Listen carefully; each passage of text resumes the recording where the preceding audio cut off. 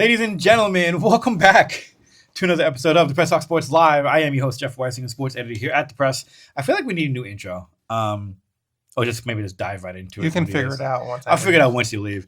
Yeah. Joining me as Liberty did. Once I left, the campus got redone. So you know. Joining me as always, the Madden 22 national champion, soon to be esports Hall of Famer into the LUHSC Hall of Fame, the one and only Juan Cebrieros. Happy Monday. Happy Monday. Happy Memorial Day Monday. Yeah, I was going to say. Really quick, first and foremost, thank you to all those who gave their lives to our country, to allow us to do a pod like this and to allow me to say that I don't like our president, and to have no repercussions for that. So on some real stuff. Thank you. Yeah, today's a very interesting. It is, because I feel like the Memorial Day, I think people forget, it's almost like Easter. Yeah. Right? Like, it's, people, or Christmas, actually better yet. Mm-hmm. It's almost like Christmas. People forget the real reason for the holiday. Yeah. And it's all about family. And again, the family part and the gifts and all that kind of stuff is great. Memorial Day is like barbecue, start of summer, the unofficial summer kickoff, right? And but like there's a lot of soldiers we've lost through our history. A lot of people, Korea, Vietnam. I feel like the Korean War is like the one like people just forget the most. Yeah. Nam is kind of like, which is funny. We don't want to talk about it. I have most family who served in the Korean War. I had family in the Tiger Death Marches. My old coach, when I was playing in San Jose, my old coach was a Korean War vet. And he was an old guy, so we knew he was an old guy already. Norman Kabani, rest in peace. I was actually at his funeral last year when he passed away. But I remember like I had a meeting with him. It was like early when I was out playing in San Jose, and he was like, me and my receiver, we were both just like, and we were both young at the time. And he goes, yeah, when I fought in the Korean War, and when I tell you our eyes lit up, we were like, what? Because like everyone you always hear Vietnam or World War II, exactly, or even like Iraq or Desert Storm now. Right. And now it's kind of like, and then you hear Korean, it's like, oh yeah, we did that one also. See, it's funny. As bad as I'm not trying to make light of it, but right. It's funny because like when I was growing up, my dad had so many uncles and cousins that served in Korean War, right? So Filipinos fighting for. And my grandfather fought in the Philippines in World War II. My grandfather on my dad's side fought in the Philippines in World War. I want to say he was with MacArthur. Oh, I feel like that's hella cool. It's kind of cool. Never talked about it. I will tell you this: the crazy part. I remember when I was 18, I had all the branches calling me, "Hey, you should consider the Air Force." As everyone does when they turn 18. Consider Marines. And I was like, nah. And they go, why? I'm like, y'all did my grandfather dirty. And we'll never know exactly what happened. Oh, really? Like, it's just never talked about. So I remember, like, when I turned, like, when I turned, like, 16, 17, 18, my family, we had a conversation. And they were like, when the military calls, you say no. And I'm like, that's interesting. We had the same thing with my family. And it wasn't, it's not a bad thing to serve. No. And it wasn't a thing where it's like, he's interesting with the military. Like, I got friends of mine who served, best friends of mine who served in Marines, Army, various branches, went overseas, stuff like that. And I'm so grateful for them, don't get me wrong. But from a family perspective, there was something that happened with my grandfather and the U.S. military that we're just like, nah. And I will never know what it is because first of all, my grandfather passed away back in the 70s. Mm. So we'll never know what that is. My grandmother never talked about it because when she died, I was like 8. Right.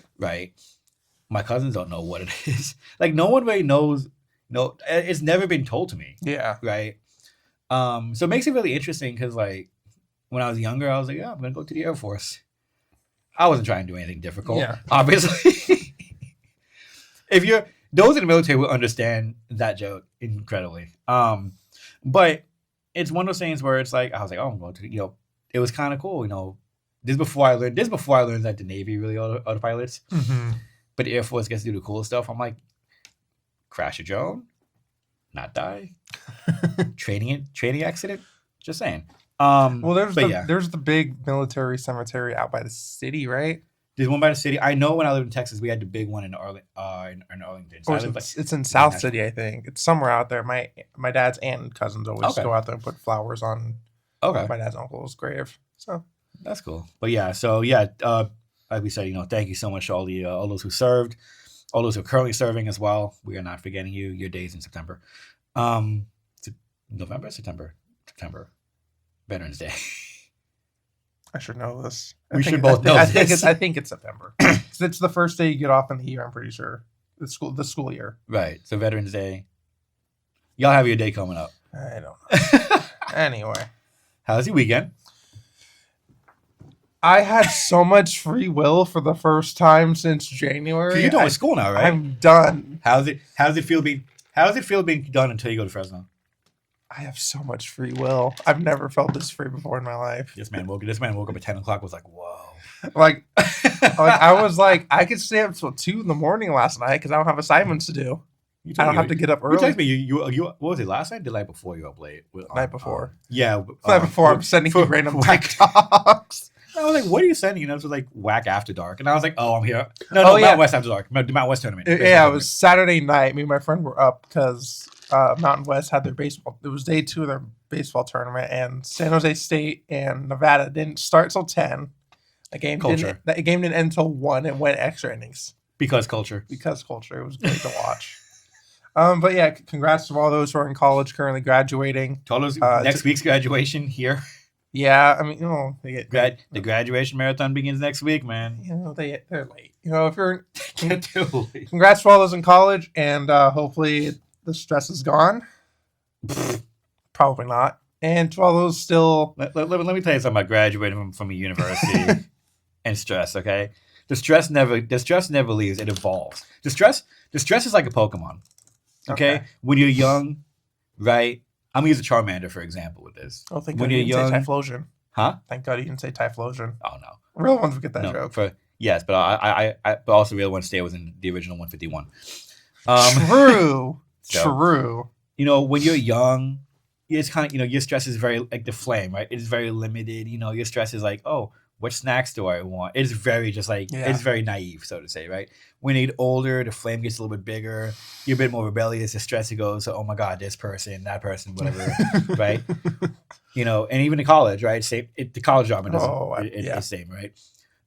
When you become an adult, it's like being a Charizard. I mean, like stress just hits you with like flamethrower immediately. Yeah.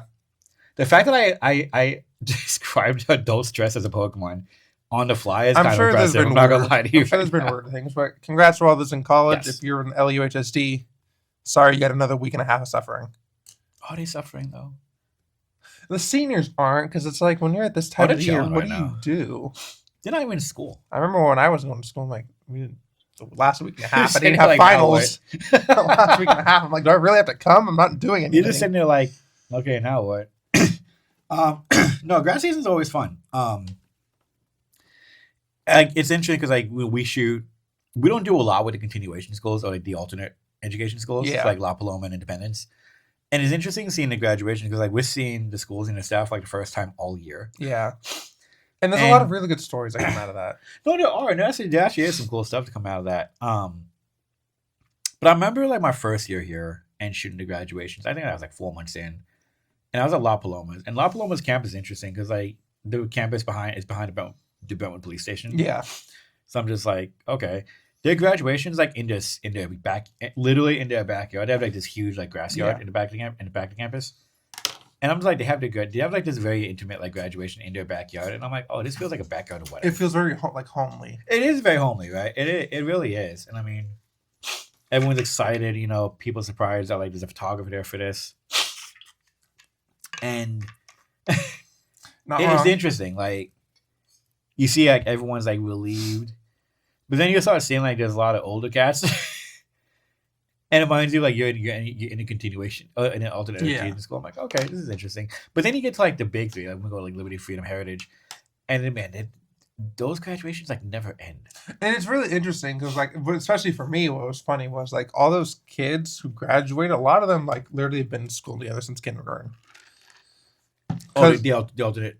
No, the Liberty, Freedom. Oh, yeah. Because like we all grew up here. 90% of us that graduated from Liberty at least. So like, it's kind of a feel good moment.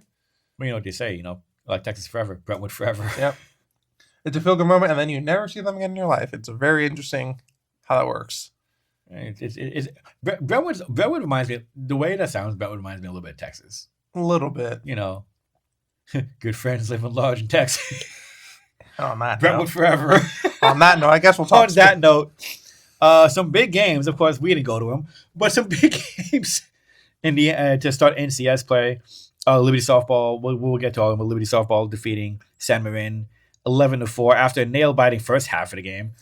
We'll get to that. We'll get to that. Freedom softball has been, to me, Freedom softball and baseball has been the biggest story. Those are the most interesting stories. Like, yes. Not to discredit Liberty softball or anything. They're just kind of they're the top seed in the top division. Right. That's a great story in its own. But like, right. Freedom baseball being the last Freedom baseball being the last B-Val team standing, and then Freedom softball going all the way up to Oregon, damn near. Oh, we got some stories for that. Freedom softball. Here's the crazy part of the two Freedom games, right? It was their prom, right? It was their prom night. So Friday was Freedom senior ball. Freedom baseball. I was at Freedom baseball at El Cerrito. We'll talk more about it, but I want to mention this. We were at Freedom. I was at Freedom baseball's game at El Cerrito, and so they won 2-0. It's really pitches. They were like, the Chase Emmons pitch, one hell of a game. Honestly, kind of really worked a way out of a jam in the 7th inning with bases loaded, which was even more impressive the way to end it. Right. But it was almost like unhittable for the first 6 innings. But after the game, so you go into the parking lot, and there's like this big like black I want to say like a party bus, but pretty much the equivalent of a party bus, like a limo bus, right? Or not like a Jeep limo, right? No, like the big one, a big one. Not. Yeah. A VIP. It wasn't a conventional car you get in after a baseball game. No. It was like you ever see that series Receiver on Netflix? Yeah. So you remember when George Kittle's his family is going to the game? That. Okay. Just minus the alcohol. So probably. So so like what Amaro did, and I thought this was super awesome. He / the school, they reserved the limo van for the seniors to go from El Cerrito straight to the senior ball at the museum. Now that is cool. Because I didn't even think about almost a senior ball, because like on the flip side of it, softball went 6.5 hours north. Yeah. The seniors didn't, from what I heard, the seniors didn't travel. Which is interesting because they won. Which is, and we'll get to that part. But like, we'll get to that. But the senior, because I mean, also like, it's understandable. It's different for girls. Completely understandable. And also right, it's also at your senior prom. Like you don't really get another. You're not supposed to get another one. I got some people at Logan that went to prom all 4 years, and I'm just like, how? Why?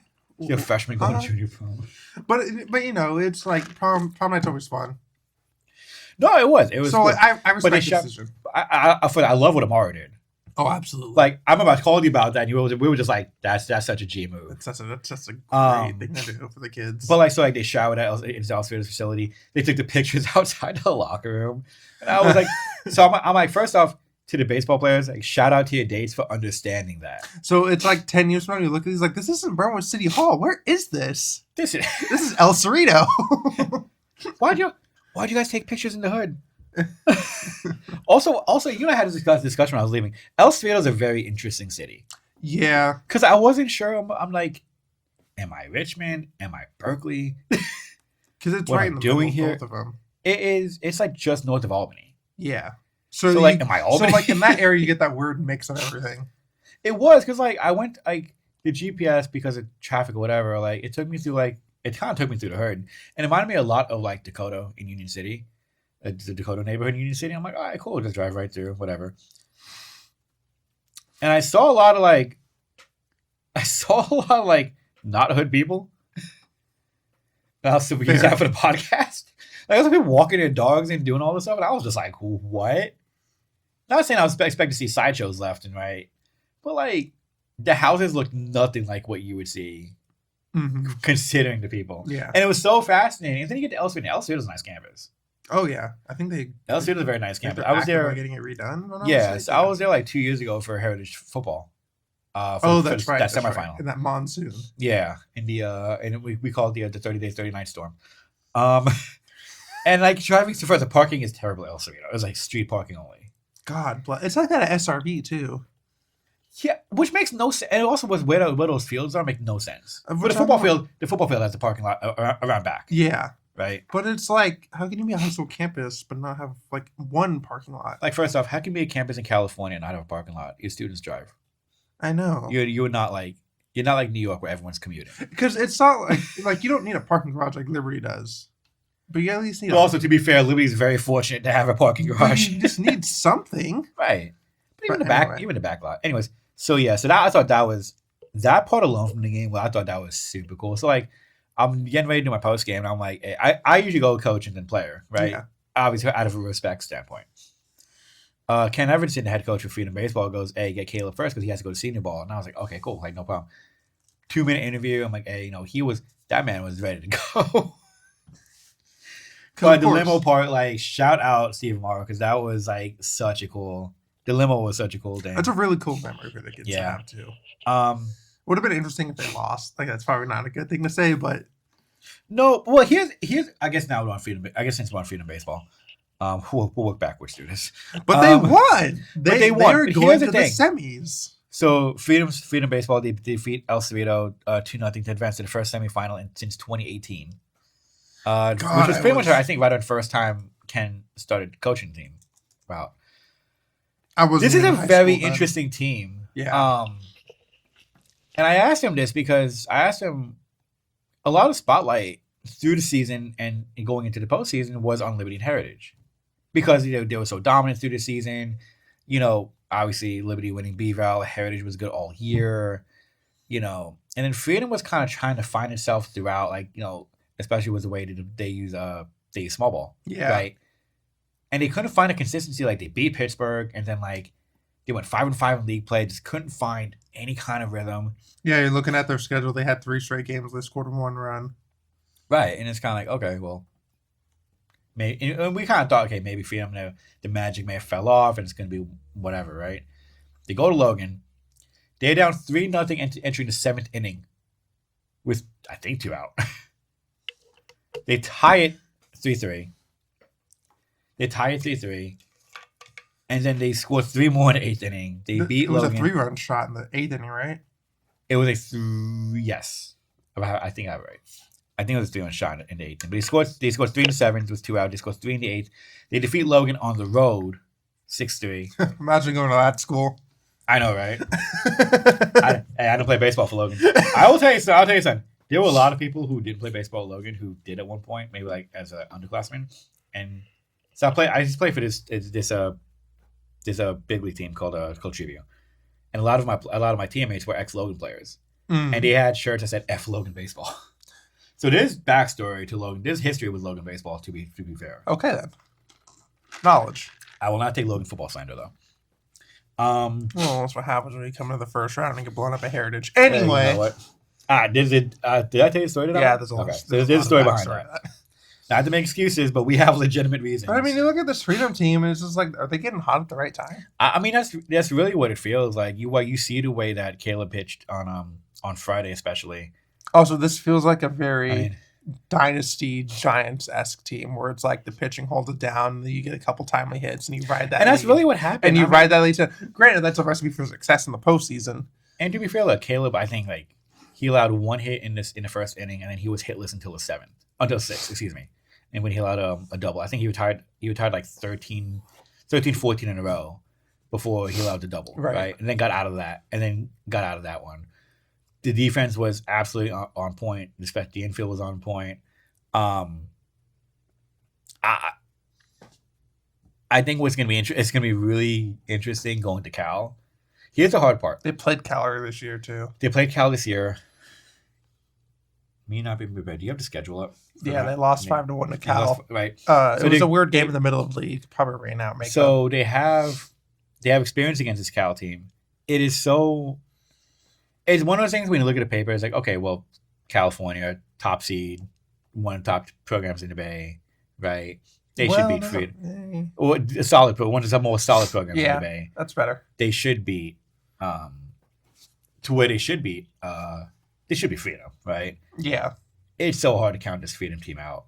It really is. It really is. And that's honestly what I think I think that's what separates baseball from everything else. Because, like, obviously other playoff heroes in football and basketball, yes. But baseball, because of how big of a roster you have, you can have just one guy be the playoff hero. Right. You know, like for the Giants, it could be Travis Ishikawa or some random guy like that. You know what I mean? So I think that's what opens the door. I'm still mad there's no Travis Ishikawa statue outside of Oracle Park. Just saying. No, but the Wilmer Flores statue's coming soon. Oh, it needs to be. But I mean, I think this is entirely a winnable matchup against Freedom. Granted, this is at Cal. They're playing a team they lost to this year. But I don't feel like this is one of those things where Cal's like, okay, we know exactly what to do. You know what I mean? I feel like Freedom's got a really good chance to win Freedom's this. like to me, Freedom's in the bag right now. Like it's so hard to count this team out. Like I said, Caleb, Colton pitched well. Caleb's pitching well. I think what's interesting is you get Gabe Yost back because he was out for prom duty on Which is Friday, fair. which is fair. The biggest thing you look at this Heritage team, just skimming through the schedule quickly, they have not won a game where they've given up more than 3 runs. Freedom. Yeah. So you're undefeated when you give up less than 3 runs. But if you give up more, then you're starting to look like trouble. So Well, you also keep in mind, like, I think the interesting part coming in is when they had that loss at Cal, they started like a 5-game losing streak. And granted, like the 2 wins out of that with Deer Valley, I just feel like whatever they wanted to do and wanted to fix, they were able to fix at DV in that DV series. yeah. And granted, like it's Deer Valley. They're not that good program, trying to come back, figure it out, right? But you still got players in front of you, Yeah. right? And especially in sport like this, like you still have to do the game isn't played on paper. The game is played on a diamond. right. The Logan win to me is the big one here, not just because they won that first, But how they because did it. how they did it. Yeah. We're talking late game. I mean, insanely late game heroics on the road. You take that to El Cerrito. El Cerrito has been good all season, 20-win team. They came out on an 8-game winning streak. You want to talk about shutting out. That lineup was frustrated against Caleb, right? Do I think they beat Cal? No. Do I think it's a blowout? No. Do I think they pull up the upset? Maybe. I mean, and that's the crazy part because I on paper I'm like, okay, Cal should have this, but also I can't like just completely deny Freedom. I think what's going to determine a lot of this game is who takes the bump and how well you pitch. Because, like I said, they're undefeated when they give up 3 runs or less. Right. So if you can hold them to 3, and small ball works when you're chasing 3, chasing 2, chasing 1 runs. My guess is it's going to be Colton because Caleb pitched on Friday. So they'll go every other. Yeah. So and Colton pitched Tuesday at Logan, so he's coming on a full week's rest. I mean, not that Colton's numbers are bad or anything, but like he went 8 innings, 3 runs, 2 earned on 8 hits. You sprayed some hits around. Logan has decent hitting. I think Cal has better hitting. Oh yeah, absolutely Logan for sure. But to me, I think Colton takes the bump, and you just kind of see where you go with that. I think getting Gabe Yost back in the lineup, getting your leadoff hitter is a huge plus, which says more about the LCB win because he did this without your leadoff hitter. Yeah, and what's interesting is like the 2 starters both got sub-2 ERAs for Cal. Yeah, no, for Freedom. Oh yeah, so like they're click. I mean, like I said, you just got to give up less than you just got to hold them and just get a few timely hits. He's got to beat the Giants. Honestly, like Freedom and Torture Ball is like. Freedom, Torture Ball, handshake. Yeah. Yeah. Right? I mean, hey, all these kids grew up watching it, so might as well replicate it. I mean, very, very fair. But no, it's been really interesting. Like I look at this run. And it's funny, like this is a team that's funny has not been there in so long, and yet it acts like they've been there. Yeah. Like there was no, when Caleb got the final ground out to short, 10 the game. I was like, oh, they're gonna run now. I'm gonna when Liberty won Beaver Island, they just all sprinted out of the dugout. Mm-hmm. When College Park beat Heritage, like they sprinted out of the dugout. Granted, that game might be game of the year. Yeah, but also like the student section that hopped over the deck and went onto the field. And then when Freedom won, it was like, okay, good job. That's why I'm like, this reminds me of the Giants. It's very business as usual, very very clean cut. Right. We're gonna do our thing, and it's gonna result in a win. I'm getting ready for the video. I'm getting ready for the shots, and like nothing happened. I'm sitting there like, I'm sitting there waiting. I'm like, great, yes, but also this doesn't help me visually. As we all know, Jeff. I'm not gonna say it, but as we all know, But yeah, like I think what's happening with the Freedom teams, and as we kind of start transition to softball, I think it's great for the school. Yeah, absolutely. Because this school, like when you think about it from the local the school that's really overshadowed by Heritage Liberty. Yeah. Right. Especially, football, first year head coach, basketball, Liberty kind of runs that. Heritage had a big step forward this year. So, you kind of look at the major sports, but now Freedom's Freedom's the last one standing. Right. And baseball and then softball, they're right there. I mean, imagine winning Beaver and getting blown out in the first round. That was an unfortunate day. But also Foothill's like up there. So. That was a very winnable game for Liberty. They just made too many self-inflicted wounds. Oh, that second inning just did him in. Dude, I always think, what if he got out of the inning and didn't throw that air? I know. That's what if? Everything snowballed, right? Everything just snowballed. I look at the Heritage game and it's like, well, what if, Logan doesn't give up that RBI double or whatever? Yeah, but who cares about that? That's Logan. No, it's at Heritage. Oh. And also the guy who puts our paper together probably cared about that. Fair. I thought you said Logan for some reason. No, I said Heritage. But yeah. Shout out to Freedom Baseball. I'm honestly really surprised. Really one of the biggest surprises I think in the postseason. And then Freedom Softball. Going all the way up to Oregon. First off, can we talk about the mileage they have accrued in this playoff run? I feel like that semifinal on Wednesday at Alhambra is gonna be a home game. So you're right. I do see no seniors in their lineup from the game in the box score. Yeah, I know this because your principal told me. Which, granted, I feel like it's the right source for this. Which, granted, I respect that decision from them, the senior players, because I get it. You only get one. Look, you're only supposed to get one. But also, to be fair, when it comes to prom, it's different for girls. Yeah, so I totally understand it. But it puts you in an interesting dilemma now, right? Yeah. Because you go 6.5 hours north to Crescent City. Without 6 to 8 of your players? Yeah, without half your team. Yeah. You win. So what does that do going to Wednesday? Because here's the thing. If I'm like a sophomore, junior, if I'm like a sophomore, junior in a team, and I kind of stepped in to fill a senior spot. Yeah. And I helped you go to the semis for the first time in 2 years. Yes, since 23. Yeah. Right. I'm not trying to lose my job.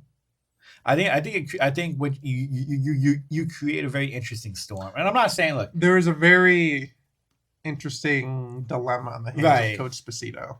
Right, because on one end it's like, okay, you have a team humming at the right time. Granted, like Freedom Softball has really been good since they've really hit their stride since the league started. Absolutely. Right. The only 2 losses in the league came to Liberty, and they almost won one of them. And they almost won that first one. Right. Alhambra's gonna be interesting because you have seniors who are going to play. Yeah. Right. If I'm the bench, I'm pissed. And it sounds selfish. It may sound like, I'm just being selfish or whatever. But if I did my job, why am I getting benched now?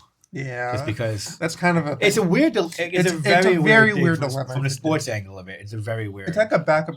It's like the backup quarterback thing. Like when Alex Smith got hurt for the Niners and Colin Kaepernick stepped in. It's like, well, here's a guy who just led us to an NFC title game. How do you kind of go back to Alex Smith? Yeah. How do you So what we're saying is trade half your team. Okay. Trade half your team to Kansas City. And then lose them twice in the Super Bowl. Let him develop the future legend quarterback. No, I'm kind of curious what that lineup's gonna look like on Wednesday because on one end you have so on the sports end of it, it's like your underclassmen kind of help you get back to semifinals, and they, did their job, 6.5 hour drive, all in one day. I'm pretty sure. I don't think they can get overnight. No, it was all in a day. Yeah, I believe it was all in a day, right? Or all in a day and a half because you got to drive back. Right. So, So did a job. On the other end of it, it's like, well, it's better because you got to keep in mind we're still talking about high school girls here. Yeah. prom is very different compared to like we talk about freedom baseball and the boys showering at El Cerrito, changing, and then hopping to limo. It's very different for girls where there is a prep, Yeah. right? There is time to prep. I don't know what this lineup looks like going into Wednesday, and I think that's gonna be the biggest challenge of freedom. Well, I think the biggest thing from this is like you kind of saw how bright the future could be with this freedom team. Oh yeah, freshman Jaden Proctor going 3 for 4 with a home run, and we've been waiting three for ribbies. We've been waiting for her to start to really. Oh, I mean, we know she can. She hit it a Heritage. Oh, right? No, at Liberty. She had a very eye-opening swing. I was like, wow, okay. Oh, I mean, everyone I've talked to at Freedom, when I've gone to Freedom softball this year, they've talked to me about her. Yeah, I'm like, okay. Riley Moon, the pitcher's been putting together really well. She looks good against Liberty. I think up until she kind of ran out of gas, which granted was a freshman. Yeah, right. I think that they knew that she was going to be. I think when you watch her pitch, you know she's going to be something. Yeah, you can kind of see it. And then Terlin DeLauder threw another, also going 2 for 4 at the plate. So it's just like she was good last year too as a freshman. Yeah, and you looking at this granted, I don't know if this lineup on Max Preps is the batting order or it's order by number. It's order by number. I hate that. So I was going to say you're going to get a lack of contributors from your bottom of your lineup, but good thing I did not say that. But like you have after you just said it. Well, it's a good thing I didn't officially say it. What is editing? We keep it anyways. Anyway, but it's like Jane Proctor knocks in 3. You've really got contributions up and down the lineup. Like you rack up 14 hits. Del Norte didn't put up stats, so I mean. If I lost to a team and I had to travel 7 hours north, I wouldn't put stats up either. Well, because it's funny, like when you have a game like this, it's almost like what we saw with Liberty basketball going to Fresno, where it's like, well, if we're gonna go this far, might as well win the damn thing. Right. So, yeah, that was that. I mean, I don't know. I think next week or week after we do our year recap, and I think that's definitely one we got to talk. We got to bring back up. What's the bigger win for Freedom? Baseball, softball. Yeah, softball. I think so too. Softball only because you don't have half, and this is not to take away from Freedom Baseball whatsoever. I probably should have asked this. Which one's better? I would say Freedom Softball in the sense that when you don't have half your team, and when you contextualize everything, yeah, right. You don't have half your team. Number 1 seed, 6.5 hour, 7 hour drive. Yeah, I think to me that's the bigger win. Baseball is really interesting because I think no one, us included, probably never gave baseball a chance to really. We thought that I thought hey, listen, they reached, they barely got in. Okay, cool. Maybe they beat Logan. I thought for sure El Cerrito would have beat them. Yeah, that's what we had, right? Because when you look at these NCS upsets, it's really hard for a low seed to go far because Freedom's case, they were 11, right? So you had to beat a 6. Freedom Baseball? Yeah. 12. So they were 12. You had to beat a 5. And then you had to beat a 4. I thought 4. They beat a 4. So then after that, you have to beat a 3 or a 2. Now you got to beat a 1. Oh, it's a 1. So now you got to beat. I know how brackets work. Baseball, right? Yeah. Yeah. So they beat 5th seed Logan, 4th seed El Cerrito, and now they got to take on top seed California. Yeah, and you rarely see these, runs in NCS just because of what you have to go through to get here. Right. Looking at Freedom, they took Del Norte was the top seed for softball. Yes. Del Norte this season 20-4, 11-1 in the league. They entered the game on a 1, 2, 3, 4, 5, 6, 7, 8, 9, 10 on a 10-game win streak. They lost to McKinleyville, I guess in open tournament play, maybe open. They lost to McKinleyville on 15th, and I think they might have just not picked it up since. One thing that I think there's that. We'll bring this up later, but one thing I think this new playoff format brings up, obviously there's a lot more upsets. By far. And you can look at that as a good or a bad lens, depending on who you ask.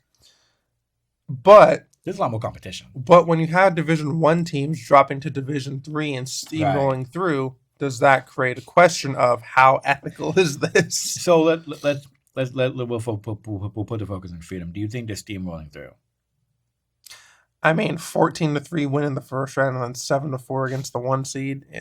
But also keep in mind both games are on the road, so you got to take that. Yeah, there that is is that true. angle of it, and to be fair, it's not like you're going to. I mean, look, Alhambra on Wednesday is going to be the shortest road game. It's almost like a de facto home game. Yeah, but like All you're doing is going across Highway 4, right? American Canyon is like what you said, just north of Vallejo. I believe so. It's at South Sacramento. So, God. Del Norte is pretty much Oregon, and I know this because like when I was supposed to contact the Del Norte newspaper, and I didn't. But their main office is in Oregon, and then their mailing address is like California. So it's like Oregon border, right? Right. So I mean, and yes, you're getting wins. Don't get me wrong, but to say the steamrolling through. But like road. one thing that's always brought up is school population, and we saw this in baseball with Justin Stanley getting first round in baseball in Division II. But Del Norte 911 kids against Freedom's 2,482. Who lives in Del Norte, in Crescent City? Right, but it's like it's just. I'm not saying it's a good fair or bad fair. I'm just saying right. Is there room for? But I mean, with that said, no. We can. What about baseball then? If we throw into the mix, right? Yeah. Beat Logan. Logan's population is like 5,000. They're both in D3. El Cebrieros' population is not much different, give or take. So that's why I think there's going to be an interesting discussion this offseason about the playoff bracket, where it's like how beneficial is it to have? I don't know if that's the right word, but how like good is it to have these Division I teams drop down to Division III and have to play these lower? I think what's going to happen. Schools. I think what'll happen is they'll limit the drop down. So like maybe you can go up 2 levels, but you can drop down 1. Mm-hmm. I think when you talk about competitive equity, I mean, on one end, yeah, we are seeing a lot of these upsets, quote unquote. Or that copy editor say who calls them upsets. Old man yells at cloud. At the same time, you are seeing so many better matchups, right? If you look at this bracket, what's interesting with this bracket, the D3 softball bracket, for example, all the blowouts, funny enough, came from the lower seeded teams. Which is, you look at a lot of them. Really interesting, right? Look at a lot of them. A lot of them are like the different. Look at the first round, right? Freedom 14-3 over American Canyon. Berkeley 11-3 over Clover. 9 seed Freedom 14-3 over 8 seed American Canyon. 12 seed Berkeley 11-3 over Cloverdale. So every team that won in the first round is a team that had to drop down. Yes, which is even adds more fuel to this argument. Yeah, no, I fully get what you're saying, right? But then look at the second round. Right? I mean, the only blowout in the second round was really Heritage because they just couldn't hit. The lineup went cold at the which also congratulate Coach Rivers 300 wins. His 300th win came in the opening round against Doherty Valley. Yep, and then he was welcome back with the loss in Santa Rosa. You can't. You can't win them all. But no, congratulations to Coach Rivers on that. Didn't even think about that one. That's great. That's a great accomplishment. I didn't realize how long he was coaching there. He was coaching softball there until I started to think about 300 wins, and I was like, he's been here for a minute. He has for softball. I didn't realize that. I think he was coaching softball when I was playing flag football with his son. Ronnie? Devin. Okay. I think. Probably. I don't know. Anything pre-2020 is, God, this is like damn near 2010. It's pretty much prehistoric. Yeah, it's damn near 2010. So what are you going to talk about there? 2010 is like, dinosaurs, blackberries. Hold on now. The Giants' first World Series was not that long ago. Man, we're talking like, we couldn't even stream the first World Series. The first Giants first World Series. I know. What was it? MLB TV didn't come out till 2011, 2012. We never MLB TV. We had to watch on the actual televisions. We didn't have. We barely had flat screens back then. My aunt listened to it on the radio. We still had radio back then. Imagine listening to a game on the radio. Hey, KMBR will never die. KMBR needs to get blown up. Okay then. And then obviously I know these guys, so yeah. But yeah, the second round, I mean, minus the Heritage loss, everything was a lot closer. Yeah. So it's a weird argument. It was like, the first round games, all your higher seeds got blown out, but the second round games, they were all the only top seed to win was Maria Carrillo. It's almost like you asked the question, why are these teams allowed to drop down?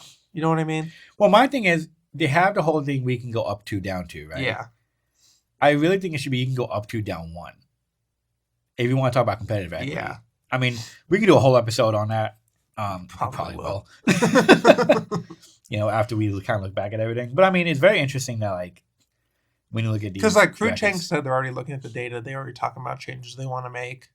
I think what the competitive equity did, it was great for football, but it wasn't. It opened it up for sure. For football, it was great because I think like they widened the gap of first round games by like 14, or like they shrunk the gap by like 14 points. Like they shrunk the margin. But you look at the drawbacks in the other sports, it's like, okay, well, how do we do this? Right? It's like the system's great for football, I think. I feel like the system was built with football in mind. Yes, and it's like they kind of tried to make minor tweaks to the other sports, like make patchwork. I'm telling you, just follow Champions League format.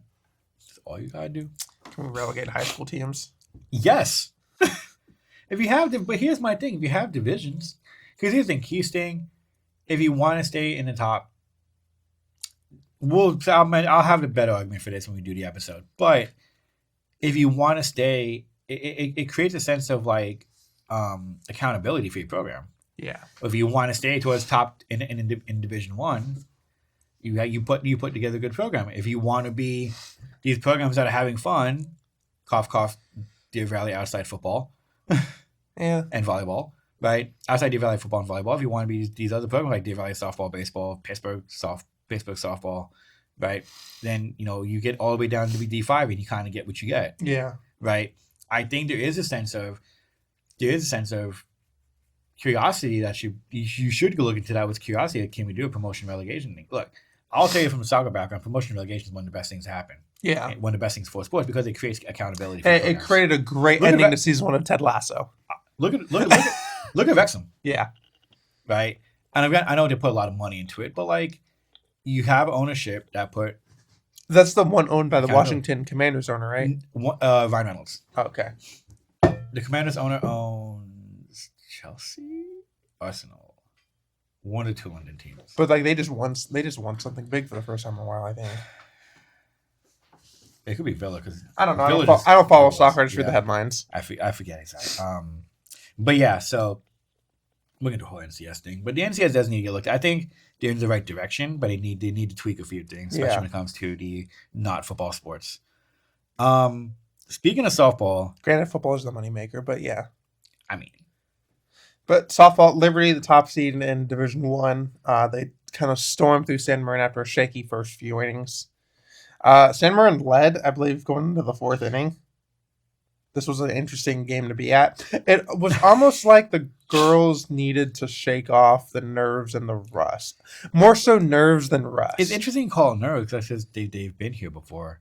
And here's the crazy part. If you think about last year's run, you beat Dublin at home, and then you go up to Vintage. But last year, they didn't have the expectations. Like, sure. Very true. It was house money last year. Yes. Within the program, they did. However, outside of it, not really. It's like, a 7 seed, they'll win a couple, move on. But like now, you are the top seed in the top division. So the bullseyes. All eyes are on you. Right. San Marin came up with they tried some things early in the game, which worked more so because Liberty shot themselves in the foot. Liberty tried to sacrifice bunt, and it was caught in the air, but then the throwback to first was thrown away. So high school players can't But bunt. then it worked because she got to second anyway. I don't know. It was weird. It's interesting because like the one thing I've kind of seen from my time covering high school baseball, softball, high school players cannot bunt worth a damn. How do you teach people how to bunt? Take a lacrosse stick. Catch the ball. And catch it, yeah. That's how you make Now, I know we're saying this, and it's easier said than done. But I think it's easy to bunt. I did it when I was playing baseball. Just watch. You ever see the NPL, the Japanese All-Star Game? Yes, they have the bunting competition. Yes. Watch that. Yes. Just watch that. And you will see, like, if you ever watch them in slow motion, the bat never moves. Yeah. Like, a lot of high school players have this thing. It's like they're like... They'll catch it. It was very soft, right? And you see a lot of high school players, they'll hold the bat firm. And then they'll kind of flick it forward. Yeah. And that's what and especially with aluminum bats, because you have more recoil off that. That's what gets that pop up. Right. And that's what makes every coach go, God bless. I'm telling you, man. Is it bad that the rest of the world does it better than us? Yeah. Okay. I understand Trump a little more now. No, I'm kidding. Holy hell. But yeah, this Liberty team's interesting. Like we talk about the bullseye in the back for the first time. We talk about that matchup, the rust maybe. They committed 3 errors. Like this wasn't the prettiest game. They will do this. Like, and that's the part that if I was to nitpick a couple things about this Liberty softball team, they commit errors in the worst possible moments. Yeah, and also the most unnecessary moments. But granted, Skinner did pitch out of it. Kate Skinner's been pitching really well. The first 2 innings were rough. I think she had to settle in because then after she settled in, she threw 4 shutout innings. Yeah, so, but you got key. I mean, you got contributions up and down this lineup. Trying to blank. Taylor Jennings starting the game off with a home run and then hitting another in the 6th. I think that kind of set the tone for the game. 5 home runs in the last 4 games. She's on pace to hit 6 this postseason, so bring on the Barry Bonds. I think what's very interesting with this lineup. So if she comes up to the plate with the bases loaded and they're down 2, do you throw up the 4? She comes up to the plate. She comes to the plate to lead off the bottom of the 1st. I'm throwing up the 4. Kidding me? I mean, what's interesting with this line's been really interesting because last year it was Jewel leading the league in home runs. Like she was a power hitter.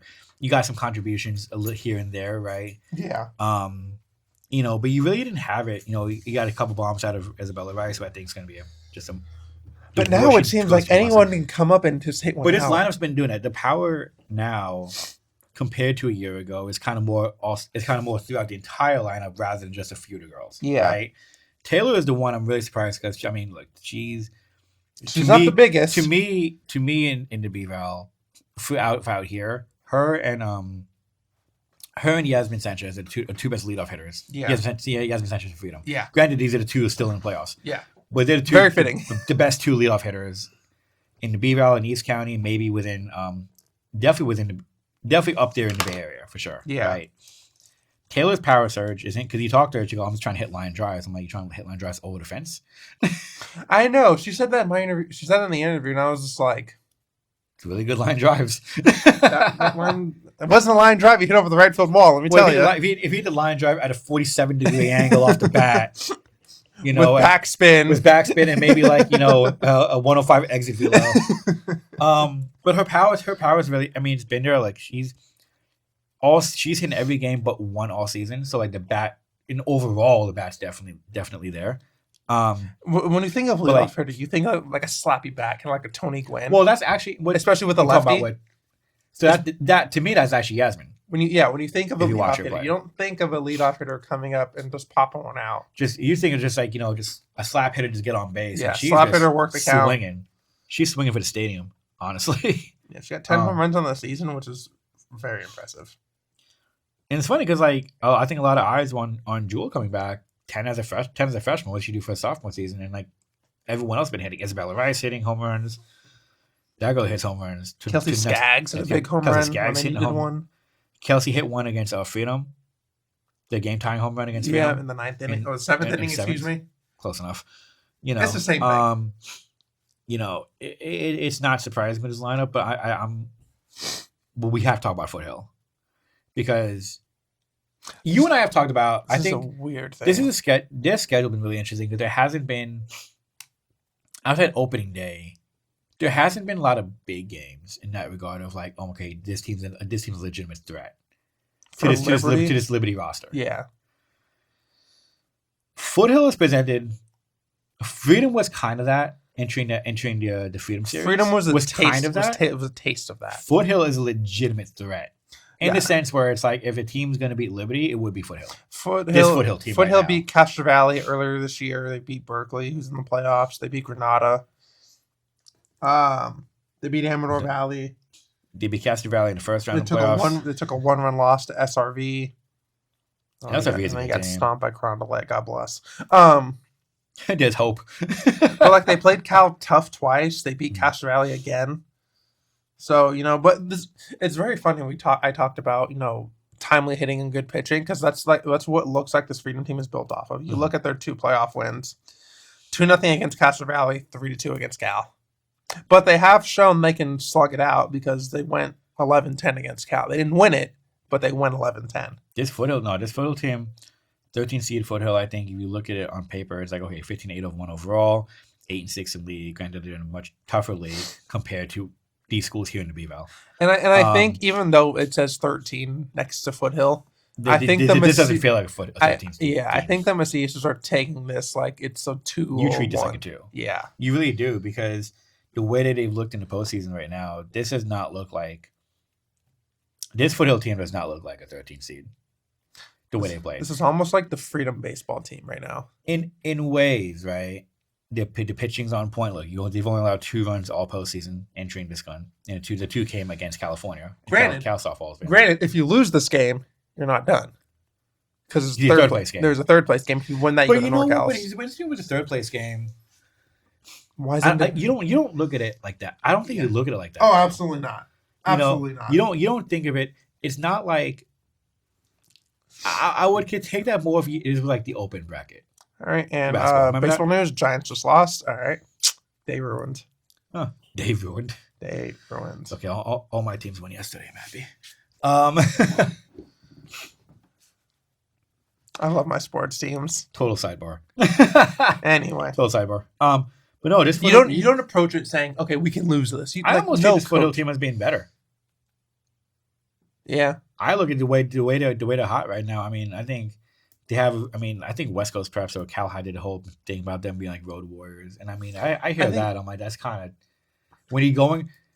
It's one thing to win your playoff games at home, right? It's one thing. It's another thing to win on the road, and it's an even another thing to win on the road and do it multiple times. Right.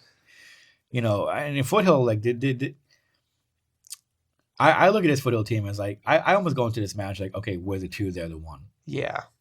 Like we have to upset them. Yeah. Right. I think Macias has something cool though, where it's like, we're gonna respect them, we're not gonna fear them. But she also said we're the Lions too, and we like the.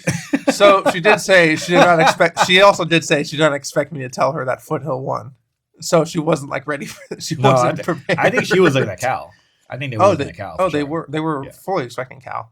But I think Foothill is like, hey guys, how's it going? The team from Pleasanton, of all places, God. I know baseball lost them. You can't lose them in softball too, God, right? No. You gotta beat Foothill. I mean, look. Granted, your season's for not so done, many, but yeah. But you know what?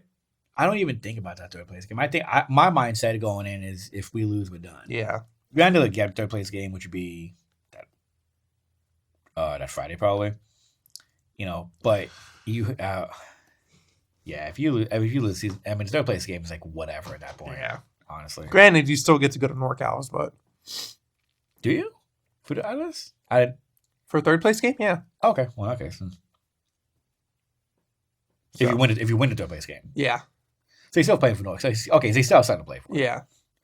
But you have a chance. But you know what? But here's what's on the line for Liberty going through this bracket. First NCS title in 30 years since the '95 team split with Pinole. Right. There is something there's something to be said about that. Yeah. As far as like you have a chance to kind of make new history. Yeah. And this is a team. If you look at last year, one or two things go a different way at College Park. They kind of go to title game. Yeah. See, you've been right there. Yeah. So you've been here, but now you kind of have this basket underneath you. You've been here, but now just all eyes on you. Yeah. It's a little bit different. I think they'll beat Foothill still. I think Foothill's going to give them everything they got, though. I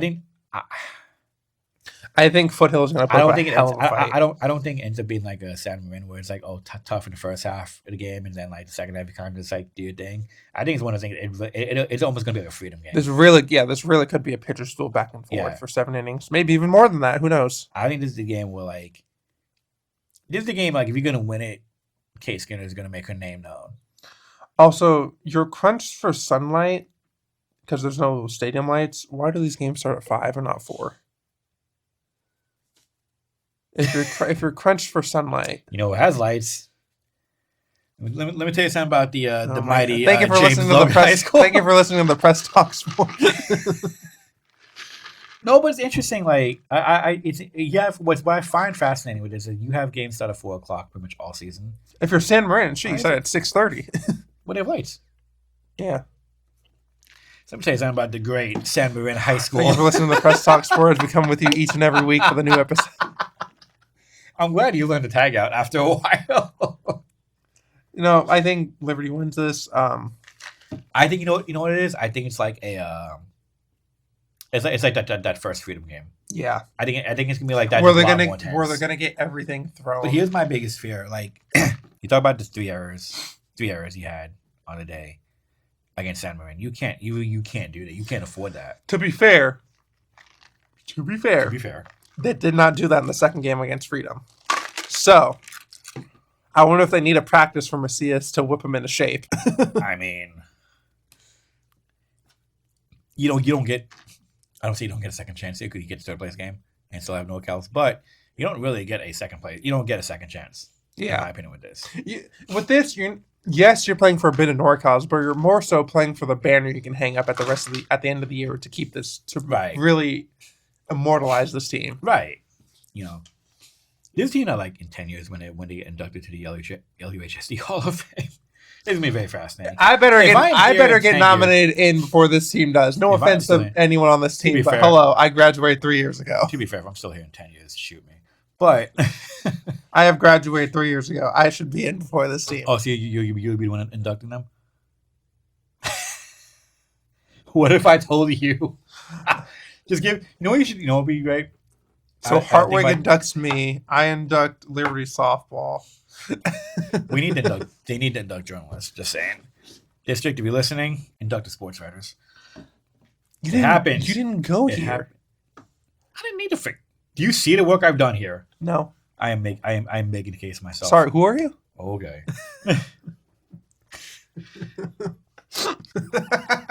Sir, they forgot who the last. Let me tell you something. A lot of people forgot who the last guy was. We got a last guy? There you go. See, I think Liberty edges this one out, but I think it is a more intense version of the Freedom series for sure. Is there anything else we have to shout out?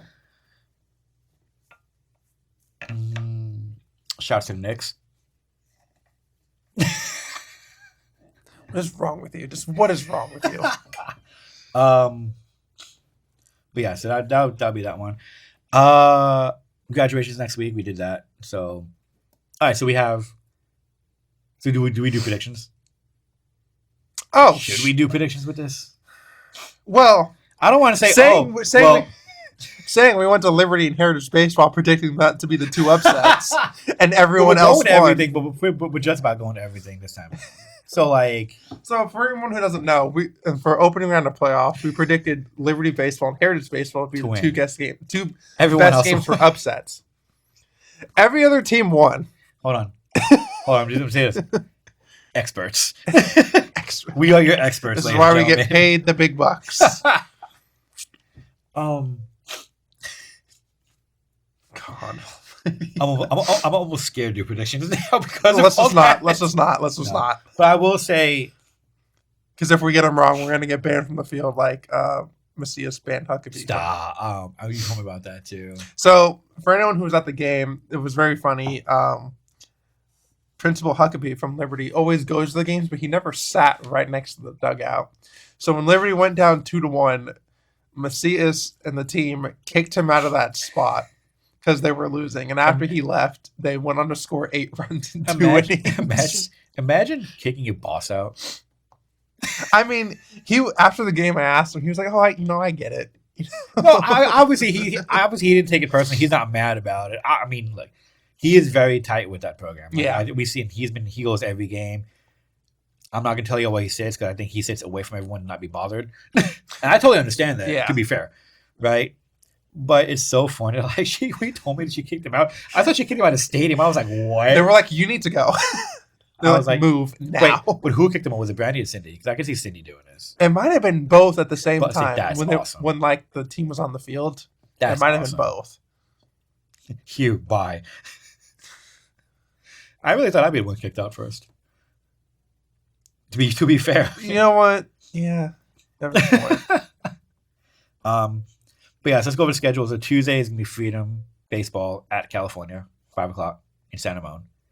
Wednesday, Freedom Softball at Alhambra and Martinez, 5:00, and then Liberty Softball home against Foothill at 5:00. We should be at all the games. When you told me softball was Wednesday, I was like, thank you, Lord, we can actually cover everything. Because if everything was Tuesday, I it don't know was how we like, do it. oh god. Like, which one do we not go to? Because like we can go to Martinez and we can go to Santa Moan. It's only two of us. Like, right? Imagine if we had a staff. Let me rephrase this. Imagine if we just had another set of hands. Imagine we had a competent staff. Like, But this time of year is always fun. So it's really. I'm surprised there's no. I guess when you mentioned third place game, you're gonna sneeze. Yeah. It'll come back in a couple minutes. All right, we should probably wrap this up. But yeah, so we'll leave it there. Hope to see you guys at the playoff games. We'll be there for sure. We should be there for sure, barring acts of God. We should be there. Graduations next week. Not this week. Next week. Graduations will be at the graduations. June 5, 6, and 7. Eric Morford, the new sports writer, he comes in next week, so he'll be on an episode next 2 weeks or so. We have your farewell episode. Will that be pop bottles? Oh, absolutely. For sure, we have to. So that episode will take place at this lovely bar in downtown Brentwood. The Press Talk Sports on the road. We're live at the brewery. We're at the brewery throwing down beer. Probably shouldn't be saying this. Oh man. I mean, we got the camera to do it, so we actually to be funny. No. We have the equipment to do all this. Nope. That's the funny part about this. Ladies and gentlemen, this has been another episode of the Press Talk Sports Live. Each and every week, we shed light onto the sports culture here in the East County, specifically in Brentwood and Oakley. Don't forget, we are presented by the Brentwood Press newspaper. For as low as $20 a year, you too can get a subscription to the Brentwood Press and keep in touch with everything. I almost had it. And keep in touch with everything happening within the East County area. Go to thepress.net for more. For the soon-to-be Hall of Famer, Juan Cebrieros, I am Jeff Weisinger. Thank you so much for joining us. And as always, take care of one another. We will catch y'all soon.